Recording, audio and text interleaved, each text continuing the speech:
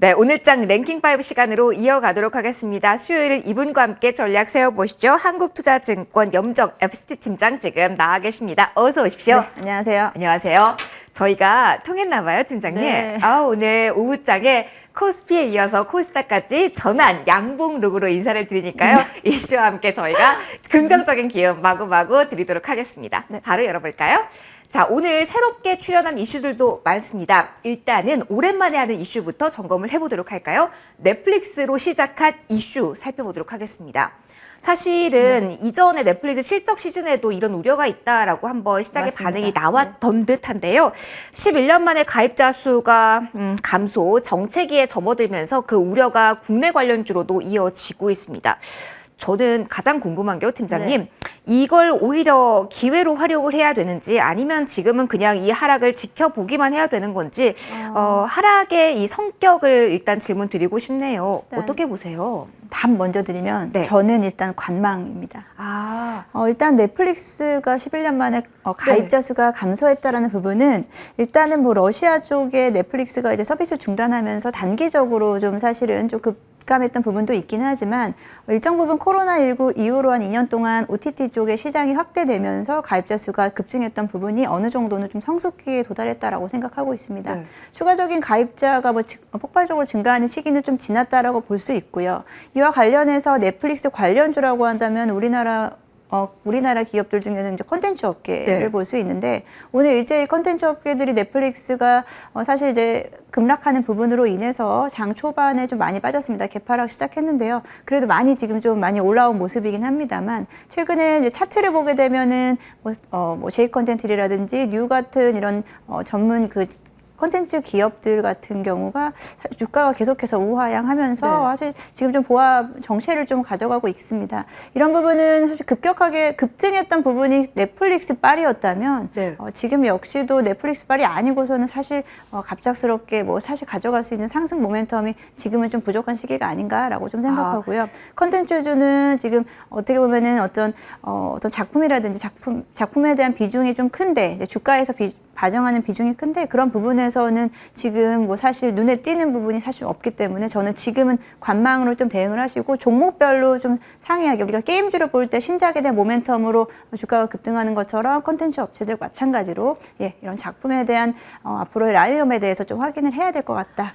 생각하고 있습니다. 그럼 단순히 뭐 넷플릭스 말고도 애플, 디즈니 플러스, 뭐 OTT가 많다 이게 아니라 시장에 주목받을 수 있는 대작, 이 모멘텀을 가질 수 있는 작품이 나오는지 이 일정을 보고 투자를 해야 된다는 말씀이시죠? 사실 그게 현실적으로 좀 맞지 않나라고 생각하고요. 컨텐츠 업체들 같은 경우는 사실 시총이 작은 종목들이기 때문에 실적으로 지금 가져갈 수 있는 종목은 별로 없고 기대감에 대한 부분으로 가져가는 부분인데 변동성으로 사실 움직이는 종목이기도 합니다. 그렇기 때문에 지금은 일단 그냥 관망을 하시다가 좀 좋은 작품이 나올 것 같다라고 한다면 그때 좀 단기적인 접근이 좀 더 유효할 것 같다라고 보고 있습니다. 그러면 보유자분들은 어떻게 하시면 좋을까요? 사실은 이전에 기대감을 가지고 미리 보유를 길게 하신 분들도 많을 것 같아서 이분들은 조금 일단 끊어가시는 게 좋을까요? 일단은 잡고 기다리시는 게 좋을까요? 지금 추세적으로 봤을 때는 그렇게 반등이 강하게 나올 수 있는 장은 좀 아니다라고 생각하고요. 컨텐츠 업계는 또 컨텐츠 업종은 또 이제 메타버스라든지 이런 관련된 좀 섹터가 같이 좀 잘 가줘야 되는데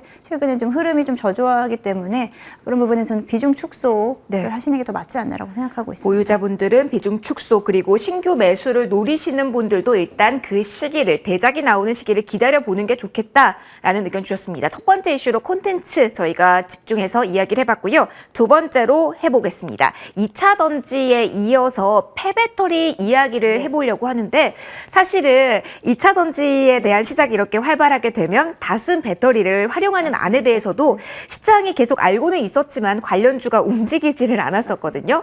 근데 법제화 움직임, 이제 본격 신호탄이 울린 걸까? 이제 주가도 반응이 나올까? 궁금합니다. 어떻습니까? 사실 이제 2차 전지 이제 소재주에 대한 이야기가 많이 나올 때 이제 제가 한동안 좀 많이 오른 부분이 있기 때문에 부담스러워서 이제 폐배터리라든지 배터리 리사이클 관련된 이야기를 좀 사실 했습니다, 최근에. 근데 이제 우리가 생각을 해보면 이 폐배터리에 대한 시장이 얼마나 빠르게 움직일 수 있느냐에 대한 부분이에요. 법제화를 이제 만든다라고 한다는 것 자체가 지금 전기차가 도입이 된 지 사실 몇 년 안 되기 때문에 보통은 이제 배터리의 사용을 한 7년에서 10년 정도를 보고 그 후에 이제 교체 주기로 보고 있는데 네. 아직은 교체 주기가 좀 활성화된 시기는 아직은 좀 아니다. 하지만 시장 자체는 분명히 갈 수 있는 시장이기 때문에 우리가 눈여겨봐야 되는 건 맞는데 그렇기 때문에 이제 뉴스가 나오기에는 조금은 좀 이른 감이 없지 않아 있다. 아직도 이른가요? 이제 폐배터리를 사용할 수 있는 게 두 가지 방법이 있는데 배터리를 재사용하는 방법 그리고 폐배터리에서 이제 소재 쪽에 대한 부분을 추출을 해서 재활용을 하는 방법 두 가지가 있는데 지금은 저는 재사용하는 쪽에 대한 사이클보다는 재활용하는 단계. 최근에 이제 2차 전지 소재주 단에서 사실 이제 원재료에 대한 부담감이 있기 때문에 기존의 폐배터리를 가지고 거기서 재활용할 수 있는 방법에 대한 사실 그런 관련된 종목이 오히려 좀 더 유망하다라고 좀 생각하고 있습니다. 그럼 오늘은 뭐 이전에 폐배터리 관련주로 이렇게 묶인 종목들이 윗꼬리가 달리긴 했지만 반응이 이쪽이 세게 나오긴 했었거든요. 그런데 이제 다른 쪽도 영위하면서 뭐 코스모화학이라든가 아니면 에코프로 같은 경우도 폐배터리 사업을 영위를 하고 있어요. 리사이클 관련된 사업에 대한 자회사가 있기 때문에 오히려 이쪽이 나을까요? 어떻게 보세요? 좀 더 안정적이다라고 볼 수 있겠고요. 이런 폐배터리 관련된 작은 종목들, 오늘 파워로직스라든지 영화테크 같은 종목들이 장 초반에 움직임이 좀 세게 나타났는데 한 번씩 움직임이 나타날 수 있지만 아직은 그렇게 시장을 이렇게 어떤 불장을 가져가기에는 주도하기 섹터에는 조금은 좀 규모가 좀 작다라고 좀 보고 있습니다. 그러면 이 아이디어를 가지고 주도력을 가지고 있는 쪽은 여전히 2차 전지 소재라고 정리를 해야 될까요? 네, 저는 그렇게 보고 있고요. 폐배터리 시장에 대해서는 아직은 좀 시간이 필요하다. 그렇기 때문에 지금 이제 법제화가 이제 만들어지고 있다라는 부분은 이제 어떻게 보면은 좀 초창기다라고 좀 볼 수 있겠습니다. 알겠습니다. 서서히 반응이 올 때 다시 한번 저희가 점검을 해드리도록 하겠습니다. 폐배터리까지 저희가 두 가지 이슈 커버해봤고요. 세 번째로 라운딩의 계절이라고 저희가 헤드라인을 달았는데 골프 관련주 이야기 나눠보도록 하겠습니다. 팀장님, 골프 나가십니까? 저도 이제 골프 배우려고 안 그래도 준비를 하고 있는데요. 요즘에 최근에 이제 골프 관련된 업종들이 너무 잘 가고 있어요. 근데 너무 당연한 상황인 거라고 생각을 하고 있습니다. 최근에 이제 골프 수요, 한마디로 골프를 이용자의 연령이 어려지고 있고요. 점점 20, 30대 쪽으로 내려오고 있고 이제 어떤 세대 간의 어떤 그런 좀 스펙트럼이 넓어졌다라는 부분에서 그리고 골프 관련된 용품에 대한 소비가 엄청나다고 하잖아요. 맞아요. 의류 쪽도 그래서 수혜를 받더라고요. 특히나 이제 의류 쪽에 대한 부분이 여성 이제 골퍼들이 많아지면서 의류 쪽에 민감하기 때문에 의류 관련된 쪽 그리고 이제 뭐 골프 관련해서 뭐 오늘 골프존도 계속해서 상승세 이어가고 있는데 골프 관련된 섹터는 사실 이제 워낙에 좀 수요가 좀 탄탄하기 때문에 계속 지켜볼 종목이다라고 생각하고 있습니다. 사실은 뭐 ETF가 나왔을 때도 좀 조용했었고 골프가 주목받는 이 단기적인 좀 시기가 있잖아요. 코로나 초창기에도 그랬었고요. 지금이 접근을 하기에 괜찮은 시기인지가 궁금합니다. 저는 모든 종목을 남들이 관심 가질 때는 전 관심을 안 갖습니다. 지금은 아니다 그러면? 좀 더 기다려보는 시기가 필요하다. 이런 뭐 골프 관련된 종목들 같은 경우도 최근에 이제 흐름이 좀 계속 탔기 때문에 저는 잠깐 쉬어가는 타이밍에 조정이 나오는 타이밍에 재접근이 가능하다라고 보고 있습니다. 그러면 그럼에도 리오프닝 수혜주라고 봐도 되는지요? 왜냐면은 사실은 코로나 수혜주라는 명목 아래 주목을 받았었고 지금은 리오프닝의 시대인데 계속 이 주목도가 떨어지지 않는다는 의미를 어떻게 봐야 되는지도 궁금합니다.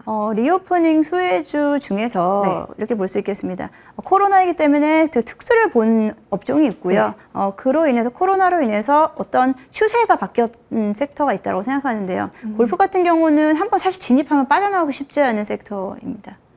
거래량 때문에 그런가요?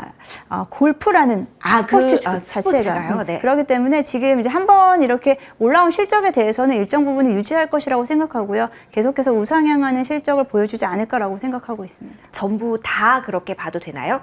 사실은 뭐 의류 쪽도 있고 골프죠. 스크린 골프에 좀 집중하는 섹터도 있고 그리고 기술력의 섹터가 있어서요.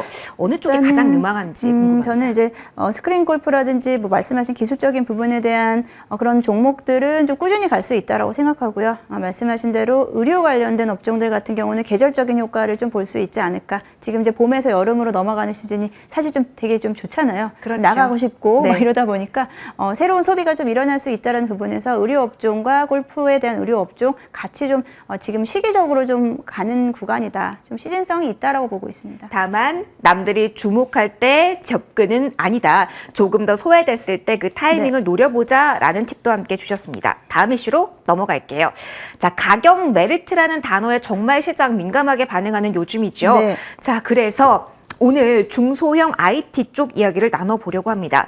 워낙 무겁고 뭐 오늘 오후장에 그나마 선전을 IT 대형주가 해주고 있습니다만 여기에 기대긴 너무 힘든 시장이라서요. 네. 중소형 IT 이 소부장 쪽은 당분간 좀 움직임을 기대해도 되는지 오늘장 의미 부여가 가능한지 궁금합니다. 사실 어제 같은 경우에도 반도체 섹터의 대장주가 그나마 좀 선전을 해주면서 좀 기대감을 모았지만 사실 오늘 또다시 한번 또 네. 사실 흐름이 좀 꺾이면서 이게 좀 믿어도 되나? 맞아요. 갈 수 있나라는 좀 의구심이 있는 반면에 반도체 섹터 중에서 소부장 쪽이라든지 장비주 쪽에 대한 흐름은 계속적으로 좀 움직이지 않을까라고 생각하고 있습니다.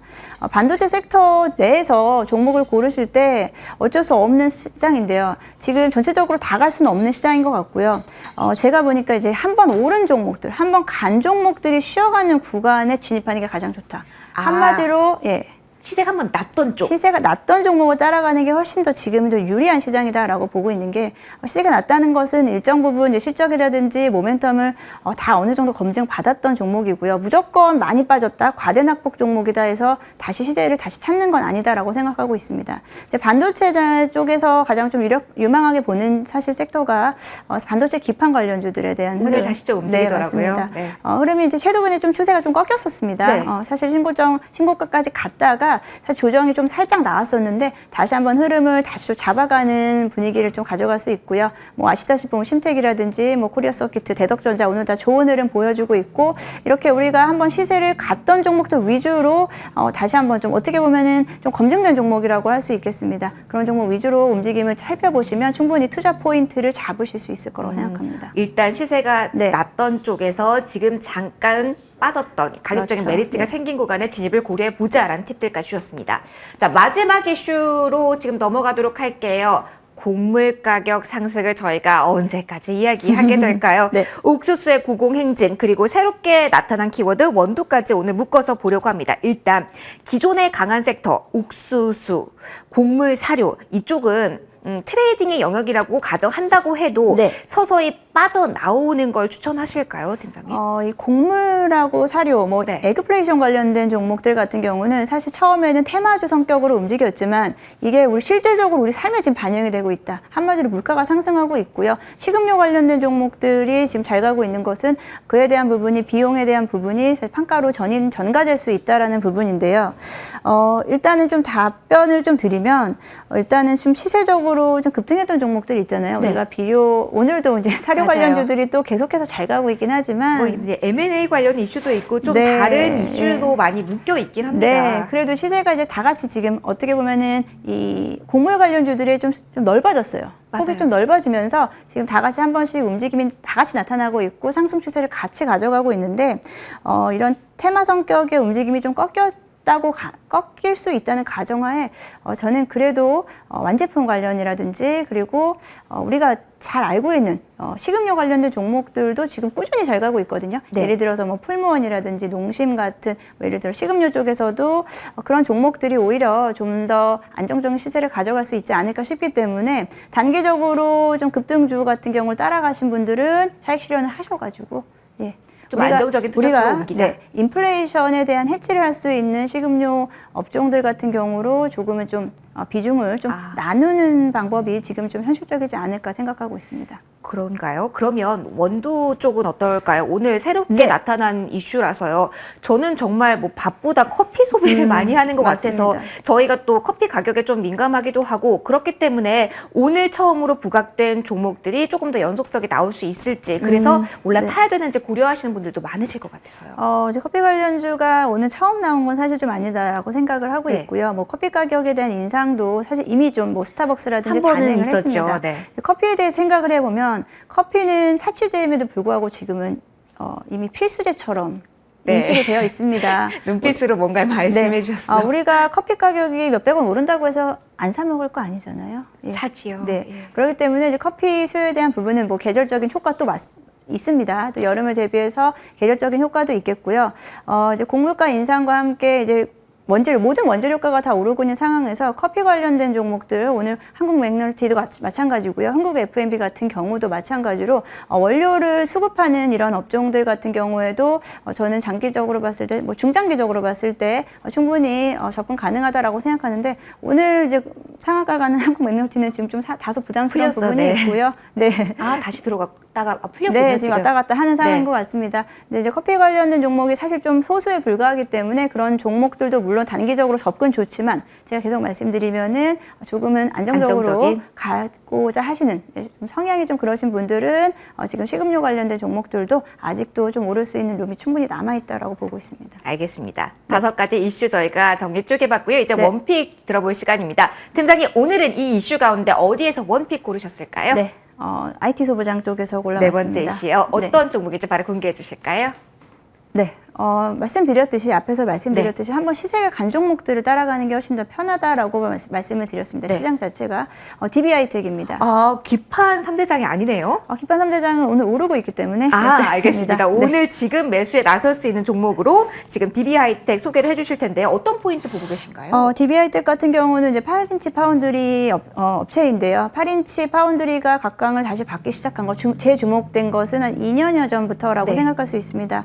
사실 8인치 파운드리는 조금은 좀 시장에서 무시당했던 제품이기도 한데요. 최근에는 이제 차량용 반도체에 대한 수급에 대한 불안정 등으로 인해서 8인치 파운드리가 다시 한번 재조명되고 있는 상황에서 실적적인 면에서도 계속해서 사상 최대치를 보여주고 있고요. 하반기에 TSMC가 8인치 파운드리에 대한 판가 인상을 예고를 한 상황이기 때문에 네.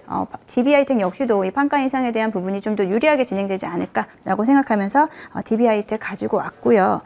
일단 목표가를 말씀을 드리면 목표가가 정고점 대비해서 충분히 다시 그 자리 따라잡을 수 있다라고 생각해서 85,000원 그리고 손절가는 65,000원으로 제시해드리겠습니다. 알겠습니다. 지금까지 한국투자증권 염정팀장과 이 시간 함께 꾸려봤습니다. 팀장님, 오늘 말씀 네, 고맙습니다. 감사합니다.